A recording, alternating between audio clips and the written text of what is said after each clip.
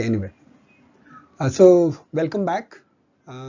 We are discussing PET CT इंस्ट्रूमेंटेशंस और specially अभी तक हम लोग पेट के बारे में ही बात कर रहे हैं. अभी तक सीटी स्टार्ट भी नहीं किया है, याद रखिएगा. लेकिन पेट के जो इंपॉर्टेंट कंपोनेंट्स हैं उसमें से मैक्सिमम चीजें हमने डिस्कस कर ली हैं.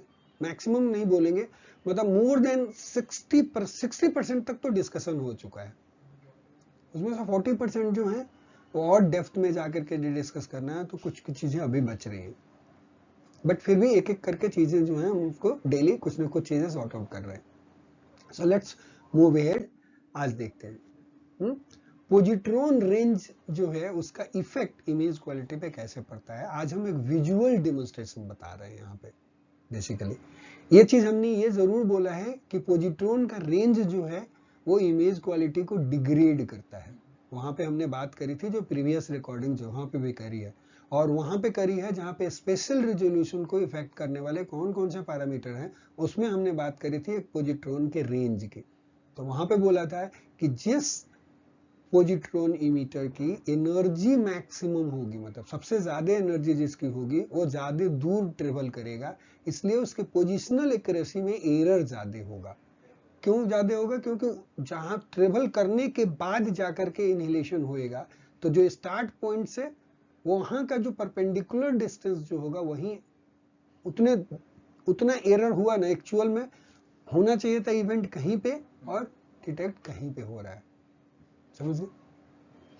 तो अभी क्या है, यहाँ पे हम विजुअली देखेंगे कि क्या असर पड़ता है उसके इमेजेज पे. तो हमने 3 तरह का इमेज लिया.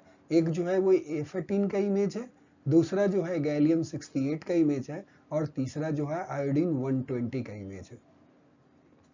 इसमें यदि एनर्जी देखेंगे तो मैक्सिमम काइनेटिक एनर्जी, जो मैक्सिमम पोजिट्रॉन एनर्जी जो है तीनों रेडियोआइसोटोप की, F18, गैलियम 68 और आयोडीन 120 के, वो एनर्जी जो है वो है आपकी, आप देखो यहाँ पे 0.6 MeV है, 1.9 MeV जो है गैलियम 68 की है, और आयोडीन 120 की एनर्जी 4.6 MeV है.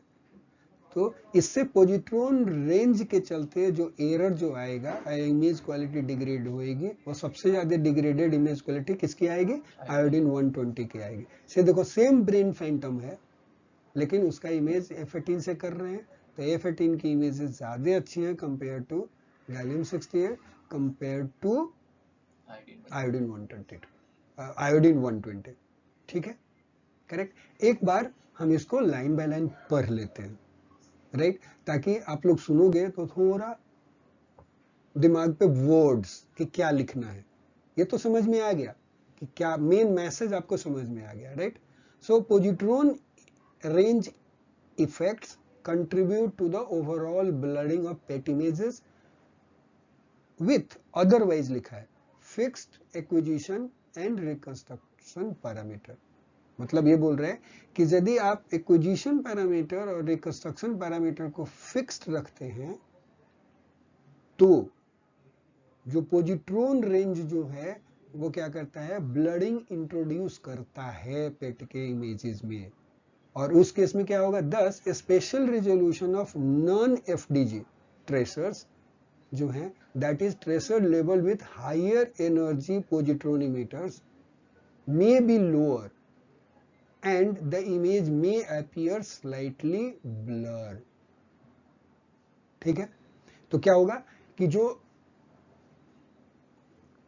नॉन FDG लेवल जो है, मतलब FDG का एनर्जी कम है, इसका पोजिट्रॉन रेंज कम है, राइट, और बाकी जो है जो ट्रेसर जो यूज होते हैं जैसे गैलियम 68 और आयोडीन 120, इसकी एनर्जी ज्यादा है, तो जनरली इसका स्पेशल रेजोल्यूशन जो होगा वो कम हो जाएगा.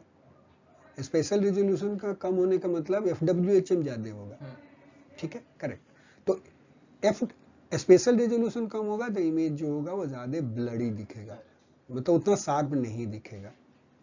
फिगर 2.4 फिगर है, आइडा ब्रेन फैंटम है. ठीक है, एक ब्रेन फैंटम है which was filled with 3 different radioisotope from left to right में F18 है, उसके बाद गैलियम 68 है, और तीसरा जो है आयोडीन 120 है. लेबल्ड विथ पोजिट्रॉन इमिटर्स, ठीक है। उसका हमने तीनों फैंटम का इमेज लिया। द मैक्सिमम पोजिट्रॉन एनर्जी जो थी फॉर दीज 3 रेडियो आइसोटोप, उनका जो था 0.6 MeV for F18, 1.9 MeV for gallium-68 and 4.6 MeV for iodine-120 respectively. The phantom was imaged on a dedicated brain-only PET system with 2 mm LSO best crystal. मतलब ये animal scanner पे एक पेट system पे के dedicated brain imaging के लिए ये पेट scanner है जिसपे ये इमेज हुआ था वो, और क्रिस्टल का थिकनेस जो है वो 2 mm है। The increased blurring for gallium-68 and iodine-120 compared to the low energy positron emitter F18 should be noted. मतलब वो बोल रहे हैं कि इसकी हाई एनर्जी है, पोजिट्रॉन रेंज ज्यादा है, इसलिए इसकी इमेज को आयोडीन 120 की इमेज क्वालिटी खराब होएगी, जो ओब्वियसली दिख रहा है। आगे चलो, it's okay, message clear, good. Depth of interactions की भी हम लोग बात कर चुके हैं, लेकिन थोड़ा सा डिटेल्ड में डायग्राम के साथ आज करते हैं बात, ठीक है।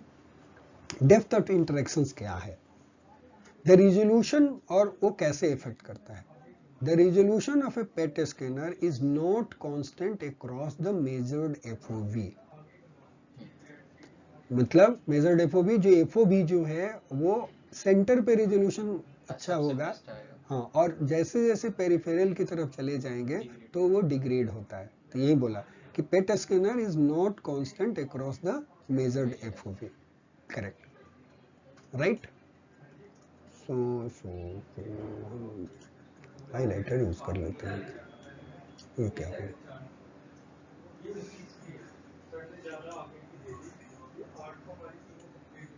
राइट, ये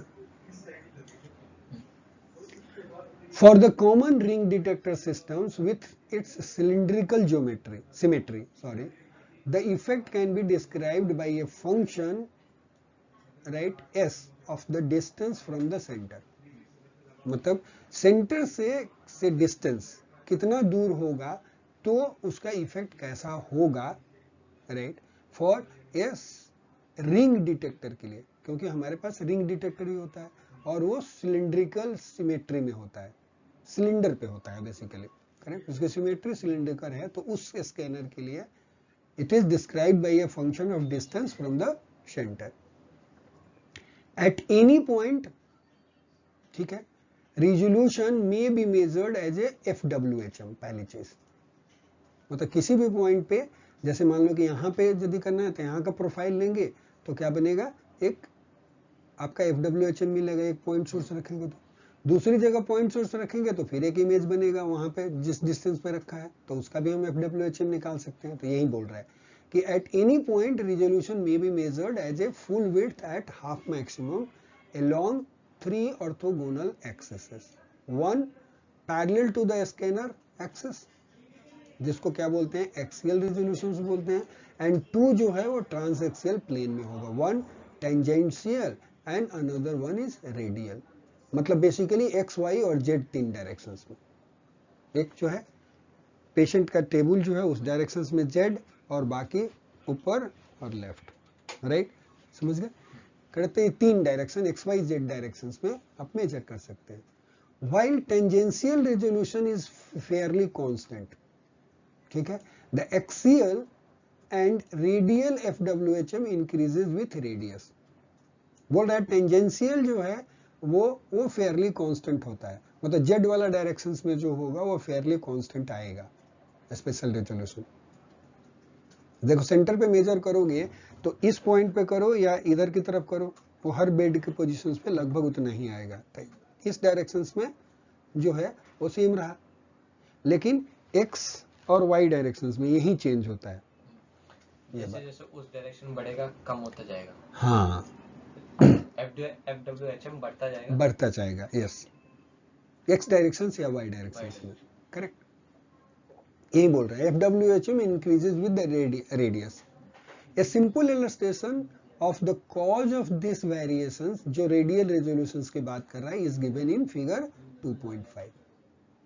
अब क्या हो रहा है देखो, illustration of the depth of interactions in PET leading to potentially wrong line of response, wrong LOR, assignments ये बने।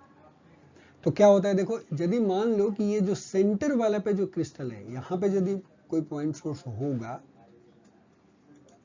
यहाँ पे, तो ये वाला फोटोन देखो यहाँ पे इस फोटोन को दिखा रहा है ना, ये तो सीधे इस क्रिस्टल को ये किया और इसी क्रिस्टल पे इसको पोजीशंस मिल जाएगा, राइट। लेकिन यहाँ पे देखो, यहाँ क्या हो रहा है कि ये इस क्रिस्टल पे जो है इंटरेक्शंस हो रहा है, मतलब इंटरेक्शंस होने का मतलब देखो, ये फोटोन हिट किया और यहाँ पे आके अपनी पूरी की पूरी एनर्जी दे दी, ये एंड पे नहीं दिखा रहा, राइट, यहाँ पे इतने डेप्थ पे आकर के ये अपनी एनर्जी दे दी, तभी भी यही पोजीशन एलओआर जो होगा वो इसी लाइन पे बन रहा है। लेकिन इसमें देखो फोटोन जो है वो यहाँ पे आकर के इस लाइन को इस डायरेक्शन से चला था, इस क्रिस्टल को क्रॉस कर गया, इसको क्रॉस करने के बाद इस क्रिस्टल में जब आया तो यहाँ पे जो आपको पिंक है, क्या बोलते हैं उसको, मेजेंटा कलर है, कौन सा कलर है, ऑरेंज, सॉरी, तो ऑरेंज कलर जो यहाँ पे दिख रहे हैं, ये ब्राइटनेस, ये कलर जो है जहाँ पे है वो वहां पे जाकर के अपनी पूरी की पूरी एनर्जी जो है वो दे रहा है। तो यहाँ से लाइट यहाँ पे इमिट हो रहा है, समझ गए। तो लाइट यहाँ पे इमिट होगा तो इसका मतलब वो इस क्रिस्टल को मानेगा कि हुआ, तो यहाँ से जब एलओआर खींचेगा तो एलओआर ऐसे बनेगा। तो एक्चुअल फोटोन तो आया था यहाँ से, लेकिन वो इतना का एरर आ गया, समझ गए। स्टिल और आप दूर जाओगे तो इस केस में क्या किया इसने, एक को क्रॉस किया, दूसरे को भी क्रॉस किया, फिर तीसरे में जाकर के उसने लाइट निकाला। तो अगेन इसके बीच में अब एलओआर जो होगा वो इस पॉइंट से होकर के खींचेगा, ठीक बात है। तो कितना का एरर आ गया, राइट, समझ गया, मतलब एरर इंक्रीज कर रहा है, मतलब एरर ज्यादा हो रहा है। तो यही चीजें जो है वो दिखाई है, इसको जूम करके दिखाया है यहाँ पे कि इस टाइप का बन जाता है क्रिस्टल, ठीक है। The inhalation photons are stopped by crystals where they have an exponentially increasing probability of penetration depth, ठीक है। The half value layer in a typical detector material is a distance is of the order of 1 centimeter. For photons along LOR through the center, this depth of interaction has no implication, since the event will be assigned to the correct LOR independent of the depth of interactions. मतलब ये centre वाला से जो जा रहा है वो एक ही क्रिस्टल में जा रहा है ना, तो कहीं भी इंटरेक्ट करे, यहाँ लाइट दे, यहाँ लाइट दे, यहाँ कहाँ दे, क्योंकि वो सारा क्रिस्टल जो भी है वो एक वरैप्ट है उसमें है और उसी से होकर के लाइट जाता है, इधर उधर शेयर नहीं होता। तो वहां पे पता चल जाएगा कि कहाँ पे इंटरेक्शन होता है, तो यहाँ पे करेक्ट एलओआर डिसाइड हो रहा है, तो इसलिए यहाँ प्रॉब्लम नहीं आएगा सेंटर में। वहीं पर मूविंग टुवर्ड्स बोल रहे, moving towards the edge, however penetrating photons may actually create an event in neighboring crystals rather than in the one where they entered, correct. वो तो इंटर तो यहाँ से किया था, लेकिन उसने नेबरिंग क्रिस्टल में जाकर के अपनी एनर्जी दी, इसलिए ये एलओआर का डिफरेंस आता है, correct. In this case, the event is assigned to a wrong LOR, causing the signal from a point source to be degraded in radial directions.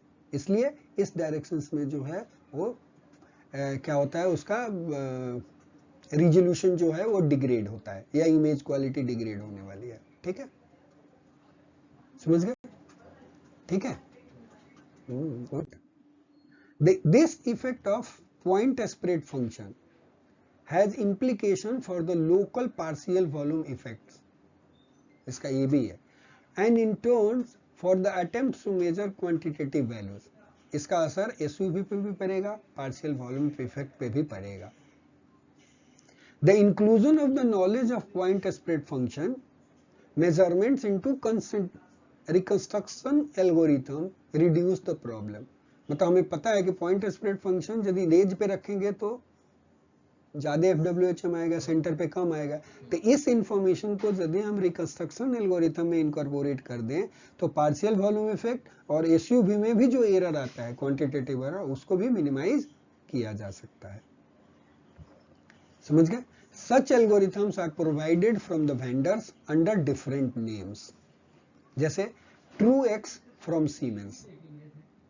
Siemens में एक एल्गोरिथम है ट्रू एक्स करके, जो image को recon करता है। समझ गए? You got it? तो ये इस पे करोगे तो इसका मतलब पार्शियल वॉल्यूम इफेक्ट और एसयूवी के क्वांटिफिकेशंस में उसमें कम एरर आएगा। समझ गए? दूसरा, sharp IR from GE company ने जो एल्गोरिथम जो यूज करा है इसको इनकाउंटर करने के लिए, मतलब इसको इस प्रॉब्लम को रिड्यूस करने के लिए, उसका नाम क्या है? शार्प आईआर है। और एस्टोनिस फ्रॉम फिलिप्स, फिलिप्स वाले ने नाम क्या दिया? इसका एस्टोनिस दिया है। क्लियर? डेप्थ ऑफ इंटरेक्शंस को सॉल्व करने के लिए। Very nice. देखो, depth of interactions effect is illustrated with a set of measurement on a germanium 68 line source at a distance from 1 centimeter to r is equal to 34 centimeter। देखो यहाँ पे 0 centimetre मतलब r जो है वो centre से 0 centimetre से लेकर 34 सेंटीमीटर तक दिया, अलग अलग पॉइंट सोर्स पे रखा और उसकी प्रोफाइल खींची है। ठीक है? अब क्या है यहाँ पे देखोगे तो ये ना filtered back projection technique use करा है, ये बैक प्रोजेक्शन टेक्निक यूज करके इमेज को रिकंस्ट्रक्ट किया। तो देखो पॉइंट सोर्स सबकी एक्टिविटी तो सेम ही थी, राइट? लेकिन जैसे जैसे आप एज की तरफ जा रहे हो उसकी इंटेंसिटी देखो, पहले पिक की कम होते जा रही है। ठीक है? FWHM भी थोड़ा सा यस सेंटर पे ज्यादा अच्छा है, फिर धीरे धीरे बढ़ता जा रहा है। इटरेटिव रिकंस्ट्रक्शन यूज कर रहे हो तो ये बन रहा है। तो देखो इससे क्या हुआ? थोड़ा इंप्रूव हुआ, हाइट भी इंप्रूव हो रही है, राइट? थोड़ा बेहतर हुआ। अब देख रहे हो? थोड़ा मतलब देखो यहाँ पे रिजोल्यूशन भी थोड़ा बेहतर हुआ, लेकिन स्टिल थोड़ा प्रॉब्लम है। यहाँ पे PSF का यदि यूज किया, पॉइंट स्प्लिट फंक्शन का जो FWHM जो था जब यूज करा तो देखो, अब देखो ये शार्प हो गया इमेज, इसकी इंटेंसिटी भी बढ़ गई, एरर कम हो गया। यहाँ पे इमेज में भी देखोगे, यहाँ पे ज्यादा ब्राइटर दिख रहा था, धीरे धीरे इसका इंटेंसिटी कम हो रहा है और ब्लड भी हो रहा है इमेज। इसमें देखो ये लास्ट के 2 ब्लड है, लेकिन यहाँ पे देखो इसके ब्राइटर देखो लगभग इक्वली ब्राइट है at each place, except last one बिल्कुल जो एज पे है। समझ गए? आपको समझ में आ गया? डेप्थ ऑफ इंटरेक्शंस, उसका इफेक्ट। मान लो एग्जाम में नोट्स आए लिखने के लिए डेप्थ ऑफ इंटरेक्शंस को, तो आप लिख पाओगे। Oh great. ठीक है? स्पेशल रेजोल्यूशन जो है FWHM degrades towards the edge of the FOV, right? thus partial volume effect in small regions becomes more significant here। मतलब एज पे पार्शियल वॉल्यूम इफेक्ट ज्यादा सिग्निफिकेंट होता है। It is important to be aware of the implications for the measurement of quantitative values including SUV। तो इसलिए आपको ये बात अवेयर रहना चाहिए कि एज पे जो वैल्यू हम मेजर कर रहे हैं वो कैसे इफेक्ट हो रही है, राइट? तो SUV वैल्यू में जो होगा यदि एज पे है तो वहां पे ज्यादा एरर आएगा कंपेयर टू सेंटर के। और कौन सा आपने सॉफ्टवेयर यूज करा, किससे रिकॉन किया है। जैसे PSF यूज करके यदि रिकॉन कर रहे हो वो वाला पर्टिकुलर सॉफ्टवेयर से, FPB से किया तो देखो एरर था, लेकिन उसी को TrueX यूज कर लिया तो जिसमें PSF को इंटीग्रेट कर दिया तो देखो इमेज क्वालिटी बेहतर हो गई। तो FPB जो आपका SUV का भी वैल्यू आएगा वो मोर एक्यूरेट आएगा। You got it? ठीक है ना? Reconstruction with an iterative method that includes a priori knowledge of the PSF may improve spatial image resolution and quantitative accuracy। वही वाली बात। बाकी यहाँ पे values of measured full width, half maximum and relative height जो है of the profile versus radial distance की बात करी है। तो 0, 1, 2, 3, 34 सेंटीमीटर की जो बात करी थी, राइट? वहां पे फिल्टर बैक प्रोजेक्शन से जो वहां पे हमका FWHM दिखाया है। यहाँ पे देखो आगे जो है जैसे जैसे बढ़ रहे हैं, दूरी बढ़ रही है सेंटर से, तो ये बढ़ते जा रहा है वैल्यू। रिलेटिव हाइट भी धीरे धीरे कम होते जा रहा है। ओसम से कर रहे हैं तो भी बढ़ रहा है, 8 से 8.3 हो रहा है देखो यहाँ पे, राइट? और ये रिलेटिव हाइट भी धीरे धीरे कम हो रहा है, but not equal to the decrease का रेट जो है वो थोड़ा डिफरेंट है। यहाँ पे देखो 43 तक हो रहा है लास्ट 30 सेंटीमीटर पे, यहाँ पे 53 है, तो इट इज स्टिल बेटर। उसी तरह से FWHM इसमें तो मोर और लेस नियरली कांस्टेंट है, 3.5, 3.9, 3.2, 4.1, 4.4, 3.8, और इंटेंसिटी भी 190, 180, 79, 78, 74, तो it is much better awesome with PSF। Okay fine. अब आ गया इमिशन स्कैन ड्यूरेशन, आ गया देख लो। Okay, good. An objective in PET and PET-CT imaging is to limit the total duration of examination to absolute minimum. Naturally, आदमी चाहता है कि जितना कम से कम टाइम लगे उतना ही मेरा नंबर ऑफ पेशेंट में ज़्यादा कर सकता हूँ, तो ये लोगों के रिक्वायरमेंट होते हैं। While maintaining diagnostic quality of PET and PET-CT images, लेकिन उस केस में PET और PET-CT इमेज के डायग्नोस्टिक क्वालिटी को कंप्रोमाइज नहीं किया जाता। Typical scan times chosen for whole body FDG PET or PET studies are of the order of 3 minutes per bed position। ठीक ही बोला था, 2 to 3 minutes। I was not wrong, memory ठीक थी मेरी, ठीक है। So 3 minutes per bed positions लेना है आपको, right? The longer the scan time, the more counts can be collected and the less noisy the PET images are। मतलब ज्यादा यदि आप स्कैन टाइम रखोगे 3 मिनट्स पर बेड पोजीशन से ज्यादा, मान लो 6 मिनट पर बेड पोजीशन रख रहे हो, राइट, तो उस केस में आप ज्यादा काउंट मिलेगा और इमेज क्वालिटी जो होगा उसमें लेस नॉइज होगा। The shorter emission scan time the higher the noise level in the PET image. यदि स्कैन टाइम कम होगा तो उस केस में नॉइज जो होगा पेट इमेज में ज्यादा होगा। ठीक है जी। Shorter acquisition time should be considered for patient who cannot tolerate the extended examination time। मतलब जो पेशेंट लंबे समय तक स्थिर नहीं रह सकते, तो उस केस में shorter acquisition time, emission acquisition time consider करना चाहिए। Shorter acquisition times comes at the cost of increased image noise and care should be taken when choosing the final imaging protocol parameter। तो ये बात ध्यान में रखना चाहिए, करेक्ट, क्या कि शॉर्ट एक्विजिशन टाइम रखेंगे तो इमेज जो होगा वो नॉइजी होगा। यहाँ पे एक एग्जांपल दिखा है फिगर 2.9 में, a whole body PET CT FDG PET CT study of a female patient with lymphoma. ये जो है इमेज जो है वो सीटी का इमेज है। आगे पढ़ते हैं। The injected activity was 270 मेगाबेक्यूरेल and PET CT scanning started at 6 minute post injection time। मतलब अच्छा प्रोटोकॉल ठीक ठाक फॉलो किया इन्होंने। ठीक ठाक का मतलब ये प्रोटोकॉल था, आप ऐसा रखो कि 270 मेगाबेक्यूरेल एक्टिविटी थी और 60 मिनट्स पोस्ट इंजेक्शन टाइम के बाद स्कैनिंग करी। After acquiring a topogram of CT A, right, a 6 bed list mode emission scan was acquired for 3 minutes पर बेड पोजीशंस के लिए। तो 3 मिनट्स पर बेड पोजीशंस ये करके उन्होंने लिस्ट मोड में डेटा एक्वायर किया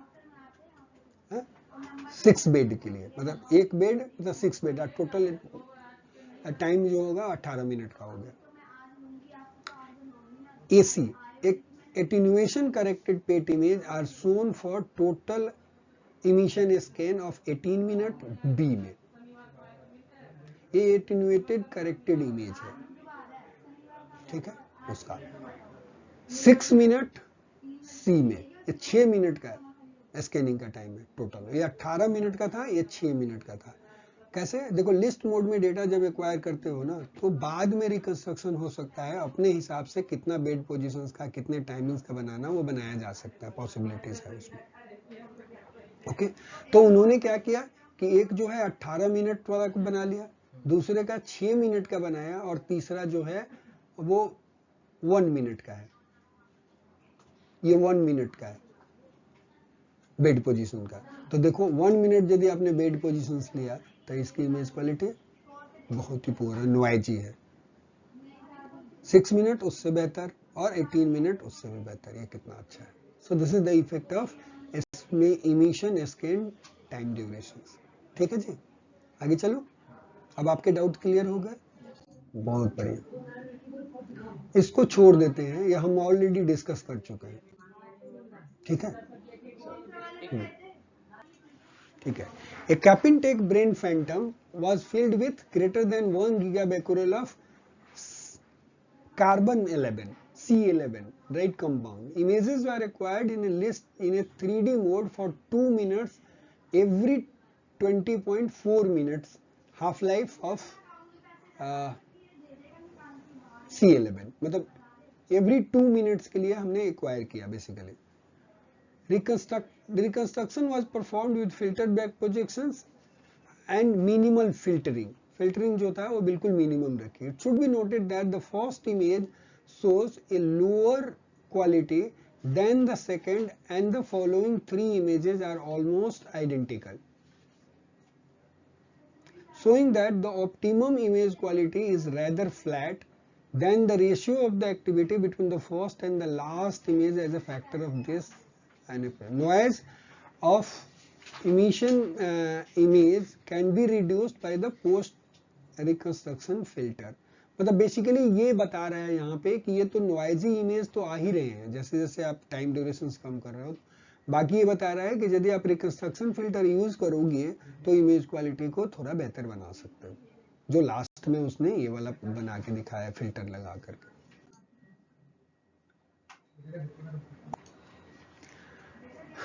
Tomographic sensitivity relates the count rate measured by the device to the amount of radioactivity within the FOV. Sensitivity किस चीज से, टोमोग्राफिक सेंसिटिविटी क्या रिलेट करती है कि कितने काउंट रेट मेजर्ड होंगे उस डिवाइस पे, कोई भी जो भी टोमोग्राफिक सिस्टम है, जब एक पर्टिकुलर अमाउंट ऑफ एक्टिविटी उसके एफओबी में होगी। तो इसके बीच का क्या रिलेशनशिप है, the amount of activity in the FOB और काउंट रेट जो वो डिटेक्ट करेगा, राइट। काउंट रेट कितना आएगा, इसके बीच का रिलेशनशिप सेंसिटिविटी बताएगा। इतनी एक्टिविटी तो इतना काउंट रेट आपको मिलेगा।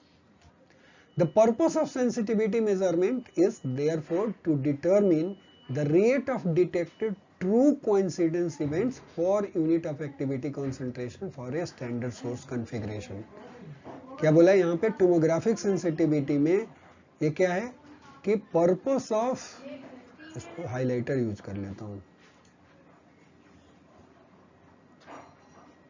देखो पर्पस ऑफ सेंसिटिविटी क्या है, to determine the rate of detected true coincidence event per unit of radioactivity concentration, मतलब पर ml, समझे कितना आएगा, ट्रू कितना ट्रू काउंट जो है ट्रू कोइंसिडेंस इवेंट को डिटेक्ट कर पा रहा है for a standard source configuration. अब याद रखिएगा यहां पे for a standard source configuration का मतलब हुआ कि आपको सोर्स किस कॉन्फ़िगरेशन में है वो फिक्स करना पड़ेगा और आपको मेंशन करना पड़ेगा जब भी आप सेंसिटिविटी रिपोर्ट कर रहे हो। तो इसलिए जब AERB में अप्रूवल के लिए जाता है तो ये सारा पूरा डिटेल उसमें लिखा होता है कि कैसे वो मेजरमेंट हुआ था, राइट। यहाँ पे देखो फॉर एग्जांपल दे रहा है कि ये cylindrical Phantom of A given dimension. तो क्या फैंटम जो है वो कैसा है, जो सिलिंड्रिकल है, तो एक डायमेंशंस की बात बता दी, right. In order to be able to compare sensitivity measurement between two scanners, these values should be free of confounding effects. क्या बोला, यदि दो सेंसिटिविटी मेजरमेंट को दो स्कैनर के बीच का यदि सेंसिटिविटी मेजरमेंट कंपेयर करना चाहते हो, या जैसे मान लो कि GE का और सीमेंस का दो हमारे पास पेट सिटी स्कैनर है, दोनों की सेंसिटिविटी को यदि हम कंपेयर करना चाहते हैं तो हमें क्या करना चाहिए, sensitivity should be free from confounding effect such as attenuation का उस पर क्या इफेक्ट था वो हमें नहीं रखना है बीच में, स्कैटरिंग और काउंटरेट डिस्टॉर्शन जो होता है वो उससे उसको फ्री करना पड़ेगा। किस किस फैक्टर से फ्री करना पड़ेगा तब जाके कंपैरिजन होगा, एटेन्युएशंस को, स्कैटरिंग को और काउंटरेट डिस्टॉर्शंस को। ये काउंटरेट के चलते भी डिस्टॉर्शन है क्योंकि डेड टाइम आ जाएगा बीच में, उसके चलते काउंट लॉस होंगे, पल्स पाइल अप होएगा। ये काउंटरेट डिस्टॉर्शंस के पार्ट होते हैं। Dead time loss, pulse pile up. In PET the measurement of attenuation free activity जो है, measurement of attenuation free activity is complicated, ठीक है, by the fact that the positrons need a certain pathway in absorbing matter to be converted into the gamma radiations। क्यों बोल रहा है ये, क्यों कॉम्प्लिकेटेड है एटेन्यूएशन फ्री ये करना? क्योंकि जब तक हम किसी मीडियम से हो करके पोजिट्रॉन को पास नहीं करेंगे, राइट, तब तक वो क्या होगा, उसका इनहेलेशन होएगा नहीं, इलेक्ट्रॉन चाहिए ना इनहेलेट होने के लिए। तो कुछ दूर चलेगा, अपनी एनर्जी जब तक डेसिपेट नहीं करेगा तब तक उसका इनहेलेशन होएगा नहीं। तो इनहेलेशन होने के लिए उसको थोड़ा दूर तक चलना पड़ेगा, correct. The test takes into account by utilising the measurement with increasing. अब इसको कैसे करता है टेस्ट में, जो टेस्ट जो होएगा नेमा का, वो इसको कैसे यूज करता है कि उसको मटेरियल देना पड़ेगा ना पहले एटेन्यूएट करने के लिए, रुकेगा तब तो इनहेलेट होएगा। तो वो क्या करते हैं, this test takes into account by utilising measurements with increasing thickness of absorbing material, ठीक है, थिकनेस ऑफ एब्जॉर्बिंग मटेरियल को इंक्रीज करते जाते हैं। अभी दिखाएंगे आगे, फोटो देखोगे तो और क्लियर हो जाएगा। And extrapolating the measurement to zero absorption, और फिर जब जीरो एब्जॉर्प्शन हुआ होगा तो कितना हुआ होगा वहां से एक्स्ट्रापोलेट करके निकालते हैं। समझ गया? आपको समझ में आ रही है? जैसे देखो पोजिट्रॉन है, पोजिट्रॉन जब तक इनहेलेट नहीं होएगा तब तक गामा फोटोन निकलेगा नहीं। गामा फोटोन नहीं निकलेगा तो ट्रू कोइंसिडेंस इवेंट्स कहां से मैं निकालूंगा, काउंटेड नहीं मिलेगा मुझे एक्टिविटी में। लेकिन अब मुझे ये भी पता है कि यहाँ अब उसको इनहेलेट कराने के लिए एयर में नहीं रखना पड़ेगा, मुझे कोई मटेरियल देना पड़ेगा जिससे होकर के वो क्रॉस करे। जब वो अपनी पूरी एनर्जी ये करेगा तभी जाके होगा तो इनहेलेट होएगा। तो कुछ डिस्टेंस उस मटेरियल में जो ट्रेवल करेगा तब जाकर के इनहेलेट हुआ। अब ये जो डिस्टेंस ट्रेवल किया तो जीरो एक्चुअल एक्टिविटी तो जीरो डिस्टेंस पे थी ना पोजिट्रॉन की, वो तो हम अपने मैकेनिज्म चूंकि डिटेक्ट करना था इसलिए मुझे एक्स्ट्रा थिकनेस लगाना पड़ा था। तो हमको पता है कि इतने थिकनेस के बाद ये काउंट रेट यहाँ पे आ रहा है, समझ गया? तो जीरो थिकनेस होता तो कितना आता, जीरो एब्जॉर्प्शन हो जाएगा। ओरिजिनल पे होता तो ऐसे एक्स्ट्रापोलेट करते हैं तब जाके निकालते हैं उसको, समझ गए?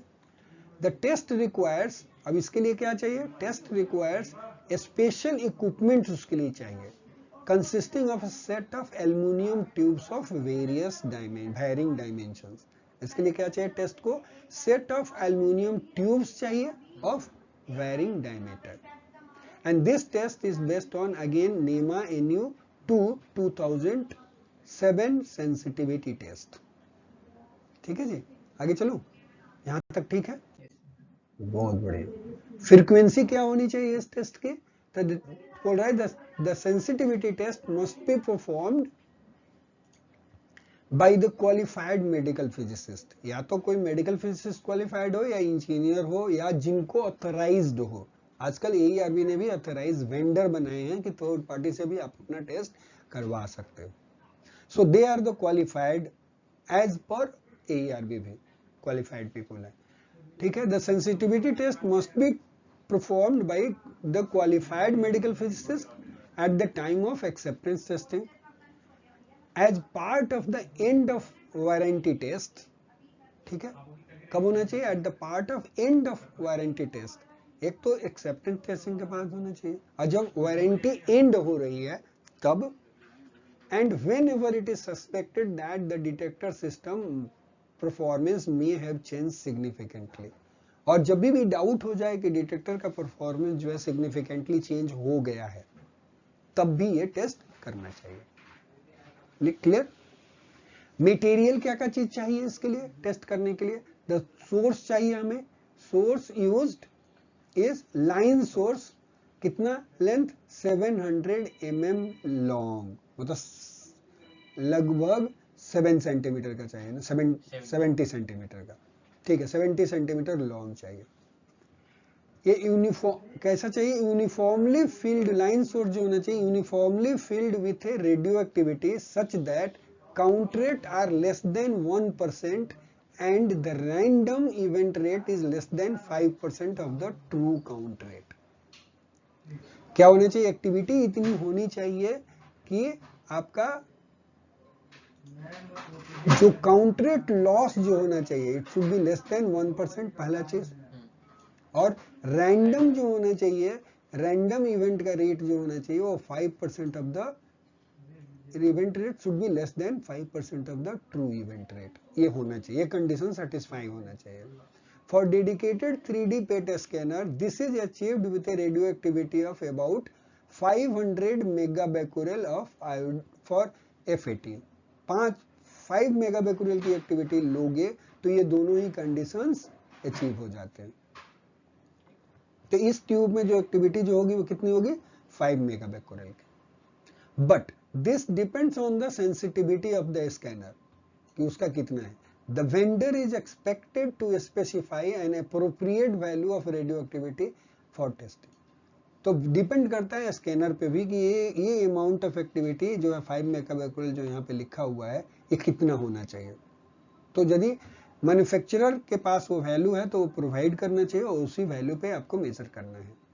एज स्पेसिफाइड इन नेमा NU2-2007 for accurate estimation of sensitivity जो होना चाहिए, the length of radioactivity in the line source जो होना चाहिए वो should be 700 plus minus 5 mm होना चाहिए। जब हम ये सेंसिटिव वाला टेस्ट कर रहे हैं तो इसमें हम ये लॉन्ग लिव सोर्स का नहीं ले रहे हैं, हम F18 क्यों ले रहे हैं? हमें लॉन्ग लिव क्या करना है उसका, क्योंकि ये तो F18 की तो हाफ लाइफ 2 आवर्स है। तो लॉन्ग लिव का सोर्स कौन सा लोगे आप बता, पॉजिटिव क्या करेंगे उसको ट्रेवल तो कराना है ना, इतना डिस्टेंस एक पर्टिकुलर थिकनेस तो लेकर के आनी है ना, उसके लिए तो फैंटम फिर पूरा का पूरा वैसे ही फैब्रिकेट करना पड़ेगा। आप समझ रहे, क्योंकि तो टाइम के साथ साथ तो क्या रोज थोड़े ना करना है, एक ही बार करना है, एक ही दिन करना है। वैसे भी इसको बना के तो रखना नहीं है कि रोज रोज मुझे करना है, रोज का रिक्वायरमेंट भी नहीं है। उसका 3 ही बार बोला उसने, acceptance testing, end of the warranty, और जब सस्पेक्ट कर रहे हो कुछ प्रॉब्लम है तब करना है सेंसिटिविटी। ओके, आपको समझ में आ रही बात? तो ये नेमा के टेस्ट है, नेमा का ऐसे ही करना है। नेमा के स्पेसिफिक प्रोटोकॉल है जो हर कंपनी, जो शायद इसका पहले का लेक्चर यदि आपने सुना होगा तो उसमें हमने स्पेसिफाई किया हुआ था कि नेमा के बारे में बोला है, आप ध्यान से सुनना। उसको मैं यहाँ पे अब रिपीट नहीं करना चाहता क्योंकि लेक्चर का कंटेंट ऐसे ही बढ़ता जाता है। ठीक है, the radioactivity of the source जो है ये कैल लिखा है, शुड बी एक्यूरेटली मेजर्ड होना चाहिए, right, in radionuclide dose calibrator में, and the time of measurement जो है टी कैल रिकॉर्डेड होना चाहिए। पहले चीज एक्टिविटी एक्यूरेटली मेजर होना चाहिए, कौन सा डोज कैलिब्रेटर में मेजर कर रहा है वो पता होना चाहिए, वो डोज कैलिब्रेटर एक्यूरेट होना चाहिए। दूसरा, किस टाइम पे मेजर करा आपने वो टाइम आपको रिकॉर्ड करना है। The calibration and accuracy of the dose calibrator for measuring F18 must be established prior to performing this test। इसका मतलब हुआ कैलिब्रेशन ऑफ एक्यूरेसी, मतलब डोज कैलिब्रेटर का कैलिब्रेशन परफेक्ट है, पहले से कैलिब्रेटेड है, और जो है वो उसकी एक्यूरेसी, तो यहाँ पे क्या करना है, हमें उसका कैलिब्रेशन होना चाहिए पहले से, डोज कैलिब्रेटर आपका कैलिब्रेटेड होना चाहिए, और दूसरा वो एक्यूरेट होना चाहिए, वो चीज पहले से आपको पे कर लेना है। The Phantom for sensitivity measurement is completed by a set of 5 slips consisting of aluminium tubes 700 mm long. यही देखो 5 स्लिप्स है, ये देख रहे हो एक्जेक्टली सोर्स के बराबर। हाँ राइट, इसी के अंदर ये सोर्स डालना है और एक स्लीव आया, फिर उसके बाद दूसरा आएगा, फिर तीसरा, फिर चौथा, ऐसे करके, each with a wall thickness of 1.25 mm, और सबका थिकनेस जो है स्लीव्स का कितना है, 1.25 mm है, with increasing diameter according to figure 14 and table 4, ठीक है, मतलब वो दिखा रहा है कि ये बना, इसका डायमीटर ये कम है, इसके बाद उसका डायमीटर बढ़ रहा है, फिर उससे बड़ा, फिर उससे बड़ा, उससे बड़ा, और इसका एक क्रॉस सेक्शन व्यू दिखा दिया, व्यू एंड व्यू जिसको बोलते हैं, view date from the end, तो ऐसा दिखेगा आपको, समझ गया? इस टाइप की चीज चाहिए आपको। ये फिर वो ट्यूब की दिखी है बात, ट्यूब का इंटरनल डायमीटर दिया हुआ है, एक्सटर्नल डायमीटर दिया हुआ है, उसके थिकनेस दिए हुए हैं, सबके थिकनेस सेम है और सबका लेंथ सेम है, सिर्फ जो डिफरेंस है वो क्या है, वही इंटरनल और आउटर डायमीटर का है, ठीक है, अलग अलग है, ठीक है जी, आगे चलो। बहुत बढ़िया। डेटा एक्विजिशन कैसा होना चाहिए, कैसे डेटा एक्वायर होता है सेंसिटिविटी के लिए, अब उसकी बात देखते हैं। So the phantom is positioned in air, पहला चीज, supported at each end by low density material to minimize scatter, पहली चीज। In the center of the transaxial view, centre में पेशेंट जो है पोजीशन, फैंटम पोजीशन करना है, राइट, और उसको एंड सपोर्ट किस चीज से करना है, फैंटम को सपोर्ट करना है, हाँ, मटेरियल से, ठीक है जी। Starting with the smallest sleeve containing the line source only, perform an acquisition such that 10,000 true count per slice are collected, ठीक है, पहला स्लीव लगाओ, राइट, उसके बाद आपको 10,000 ट्रू इवेंट एक्वायर करने हैं एक स्लाइस पे, ठीक है।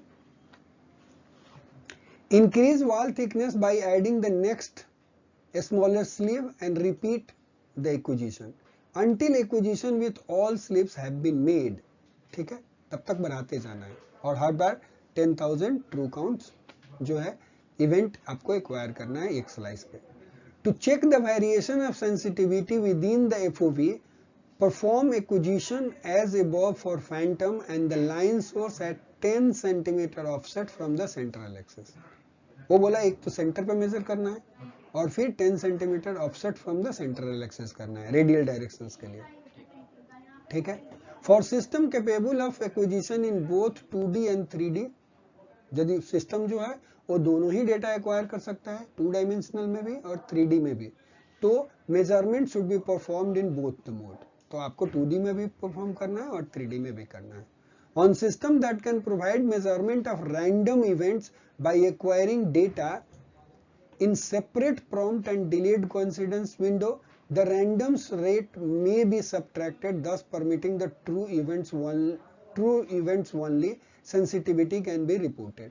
मतलब बोल रहा है कि हम कल पढ़ा रहे थे कि रैंडम करेक्शंस के क्या क्या तरीके हैं और रैंडम को कैसे मिनिमाइज किया जा सकता है, उसमें एक डिलेड विंडो मेथड बताया था और उस डिलेड विंडो मेथड से मैंने एक एग्जांपल भी करके दिखाया था कि रैंडम ट्रू इवेंट कैसे कैलकुलेट करा जाता है, तो वो मेथड बोल रहा है यूज करना चाहिए और उससे ट्रू इवेंट से कैलकुलेट करके इसकी सेंसिटिविटी रिपोर्ट करनी चाहिए।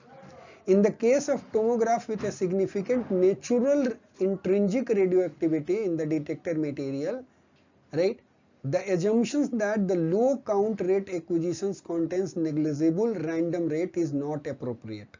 बोला यहाँ पे जो ल्यूटीशियम जो है LYSO और LSO, उसमें ल्यूटीशियम जो होता है वो ऑलरेडी रेडियोएक्टिव है, तो वो भी उससे जो सिंगल्स जो आते हैं वो जो है वो इफेक्ट करते हैं मेजरमेंट, तो इसको भी कंसीडर करना है, ये सोच करके बात नहीं बंद करनी है कि इसका नेग्लिजिबल इफेक्ट होता है, क्योंकि एक्सेप्टेंस टाइम्स ये स्पेशली नेमा ऐसा बोल रही है, ठीक है।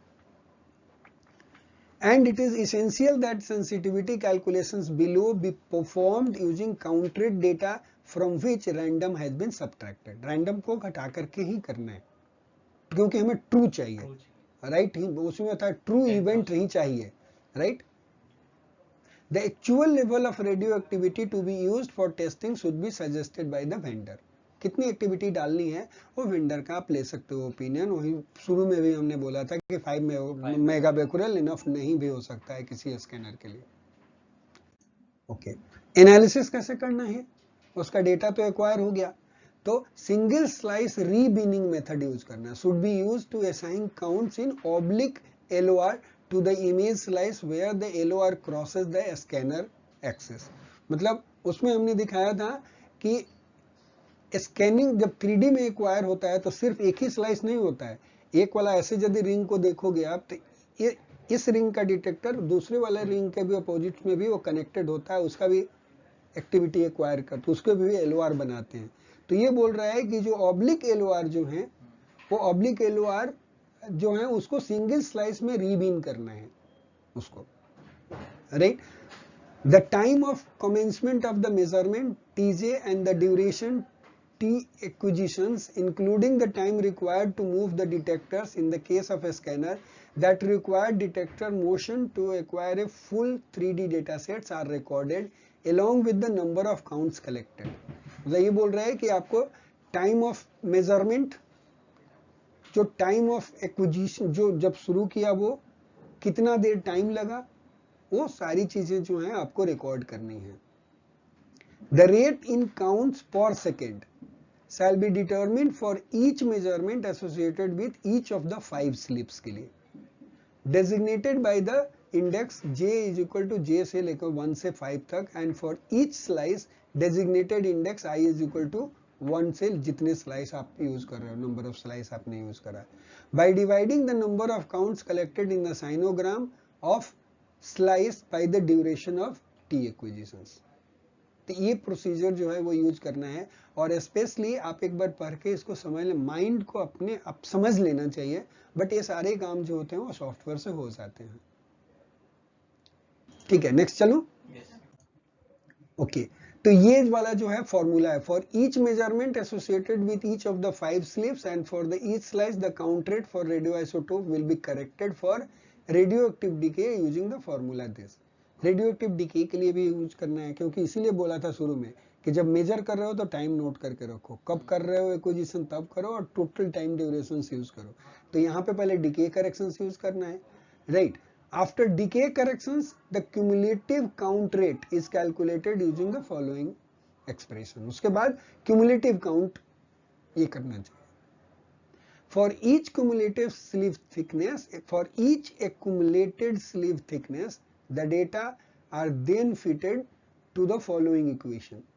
ठीक है, तो उसके बाद जो है जब आपने करेक्शंस कर लिया और सबका आपने थिकनेस आपको पता चल चुका है इच स्लीव का, तब तो उस केस में आपको पांचों के लिए तो एक्यूमुलेटेड थिकनेस लेना पड़ेगा ना उसका, तो आप उसके बाद ये पर्टिकुलर फार्मूला यूज करोगे और उसका काउंट रेट जो है करेक्टेड आप निकालोगे।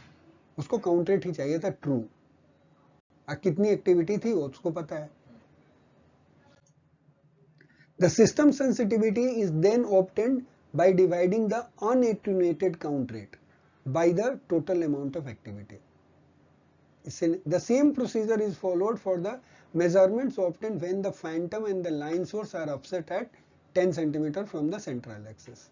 The axial sensitivity profile is calculated using the data from the acquisition with the smallest sleeves for the position at 0 cm offset, using the corrected count rate इतना for the slices and total count rate. The axial sensitivity for slice is obtained by using the formula this। ठीक है, अब यहाँ पे क्या बोल रहा है आपको कि 0 सेंटीमीटर सेंटर वाला हो जाएगा, और 10 सेंटीमीटर ऑफसेट पे जो कैलकुलेट किया, जो डेटा एक्विजिशन किया है वो वहां पर भी सेम प्रोसीजर यूज करके करना है। तो दो आपको वैल्यू मिल गया, 0 ऑफसेट पे ये अलग वैल्यू रिपोर्टेड होगा, 10 सेंटीमीटर अपसेट पे अलग अलग होगा, और उस केस में ये पर्टिकुलर फॉर्मूला यूज करना है एक्सियल सेंसिटिविटी प्रोफाइल के लिए। The sensitivity, A sensitivity profile can be obtained by plotting SI, ये जो सेंसिटिविटी यहां से कैलकुलेट हुआ अगेंस्ट द स्लाइस नंबर।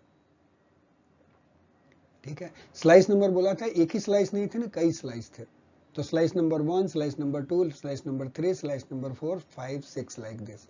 तो हर स्लाइस पे कितनी सेंसिटिविटी आई उसका एक ग्राफ जनरेट करना है। ठीक है, वो प्रोफाइल बनाना है। Maximum and minimum values can be recorded, तो मैक्सिमम सेंसिटिविटी वैल्यू का कितना आया और मिनिमम सेंसिटिविटी वैल्यू कितना आया वो रिकॉर्ड करना है। Typical plot of axial sensitivity profile in 2 dimensional and 3 dimensional are shown in figure 15। वो आगे चल के 2D मोड और 3D में कैसा फिगर आता है सेंसिटिविटी का कर्व का प्रोफाइल का, वो आगे बताएगा। अब देखो यहाँ पे ये क्या है कि 2D मोड में ए है।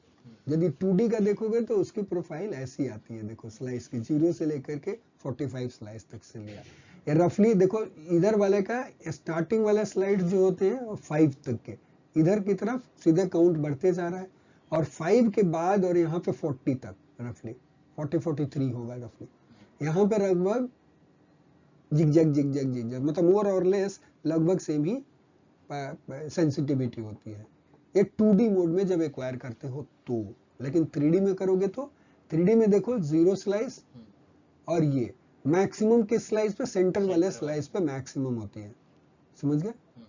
और इधर की तरफ कम होगा, इधर की तरफ कम होगा, समझ गए? राइट। तो सेंटर पे स्कैनर रखा है, दूर वाला भी जो है वो भी और इधर जाएगा। हाँ, सेंटर पे जाकर के मैक्सिमम सेंसिटिविटी होती है। सही है। सो थैंक यू तो बोल सकते हैं, नहीं बोल पाएंगे, अच्छा ठीक है। सजेस्टेड टॉलरेंस क्या है? The sensitivity, system sensitivity for 2D and 3D modes should be equal to or greater than the vendor specifications, right? The uniformity of axial sensitivity profile is usually not specified by the vendor. ठीक है, पहली चीज। The user should set reference values, वो खुद उसको set करना है, tolerances and action level. That is triggered the decision to place call for the maintenance. जैसे मान लो कि इससे कम सेंसिटिविटी आएगी तो हम मैन्युफैक्चरर को कॉल करेंगे और उससे करेक्शंस करवाएंगे। An appropriate tolerance criteria for system sensitivity जो है वो ये है कि measured जो होनी चाहिए वो it should be always greater than 95% of the sensitivity expected के। जितनी एक्सपेक्ट होनी चाहिए उसमें 0.95 से मल्टीप्लाई कर दो, उससे ज्यादा आपकी सेंसिटिविटी मेजर्ड होकर के आनी चाहिए। ठीक है जी। करेक्टिव एक्शंस में, if the tolerance criteria are not met for sensitivity test, the manufacturer should be notified and corrective actions requested. क्या करना चाहिए? यदि टॉलरेंस क्राइटेरिया नहीं मेट कर रहा है सेंसिटिविटी के लिए, the manufacturer should be notified and corrective actions requested. Correct?